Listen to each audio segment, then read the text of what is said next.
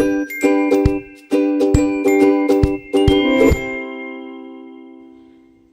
everyone, this is Claire from the Study Gurus. In today's video, I'm going to be talking about math, and this video is particularly for you if you're someone who absolutely hates math. If you're someone who hates math, chances are you just don't see any point in it, and on top of that, you probably struggle to understand it as well. But unfortunately for you, math is just one of these things that we have to get through when we're at high school. So today I'm here to try and shed some light on the best way to go about studying for math, particularly if it's your most hated subject. Today I'm just going to go over 3 study techniques that we highly recommend you put to use if you'd like to see your grades in math improve. These 3 techniques should be employed by anyone studying for math, but I think they'll be particularly helpful for you if you're someone who hates math because they're practical and they're straightforward and you should find them fairly easy to implement into your study regime. Alright, here we go. Here are the 3 things you need to do if you want to survive math at high school.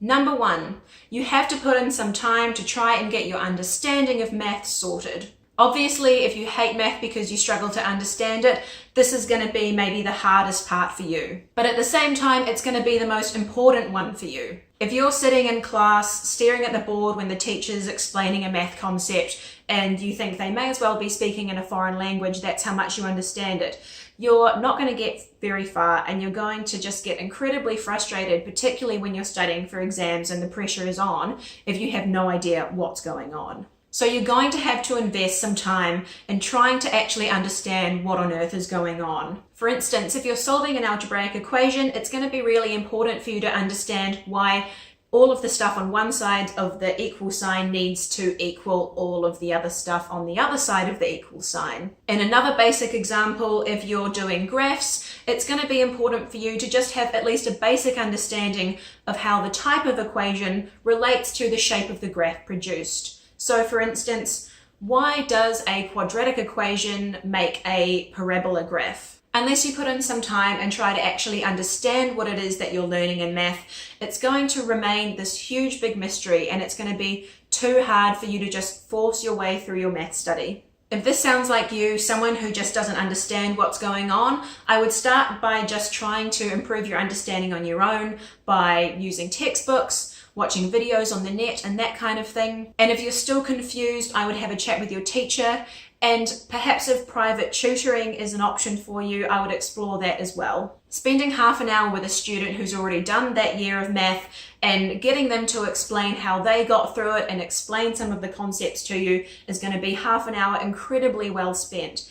And you might make a lot more progress discussing things with friends or a tutor a lot more quickly than you would trying to persevere on your own. I'm not saying that you need to get to a level of understanding where you're suddenly the Einstein of math, but having at least some appreciation of the theoretical underpinnings of the concepts is going to clear up it's going to clear up a lot of the fog surrounding math for you. And this is going to increase your motivation hugely because you'll actually have some idea of what's going on and you'll feel like you can proceed and make some progress with your study. Number 2, to do well in math, you have to do homework regularly throughout the year. Math is very much a subject that builds on what is learned as you go. At the beginning of a topic, you'll start with the basic foundations and you'll build on that as you go. So if you're not paying any attention until the final weeks of semester, you are going to really struggle with what's being taught if you weren't paying attention 6 weeks ago. This applies to most subjects really, but particularly with math, you have to give your brain time to process and absorb what you've learnt, come to understand it, and then you're ready to move on to the next concept. Because that next concept is going to use what you learnt last week. So it's really important that you try and keep up throughout the year. Otherwise, math can be a downward spiral. You fall behind and then before you know it, you're on something else that makes absolutely no sense because they're talking about stuff that you didn't understand a month ago. And by that point, it's really hard to catch up and understand what on earth is going on. So even though it can be a drag, especially if you absolutely hate math, do try and do at least some homework regularly throughout your semester. Future you is going to be so glad that you put in some consistent effort throughout the semester so that when your exam time comes around, you're not thinking, oh my goodness, I have absolutely nowhere to start and I don't know at all what's going on. I'm not saying that you need to study for hours every day in math, but I am saying that you need to be doing something consistent every week. Even if you start by just going over what you learned in class that day when you get home from school and doing a few practice questions, that is going to put you in such a better position when it comes to time to start preparing for your math exam. Okay, the final and third thing that you have to do if you want to survive math at high school is you have to practice what you've been learning in class. This is obviously a close relation to the first 2 points, getting your understanding sorted and doing homework regularly, but it's also a point I want to emphasize on its own. It won't be enough for the success of your math exam if you understood what you were taught in class at the time. In the high pressure environment of an exam with so little time and a lot of questions to cover and a lot of different types of questions to cover, it's crucial that you are quick and efficient. And to be quick, efficient, and confident in answering your questions, it's crucial that you would have, during your exam study, practice going over these types of questions a ton of times. By the time your math exam rolls around, you want to be at the point where you look at a question, recognize what type of question it is, and know how to go about answering it without wasting too much time. And to do that, you're going to have put in the hard yards beforehand. You're going to have practice answering the same types of questions over and over again until you can almost do it with your eyes shut. You're not going to have time in the exam to fluff about wondering what type of question it is and, asking how on earth do I go about answering this. You need that recognition of what type of question it is to be pretty much instant. And I know I sound like a stuck record, but it's a really important point.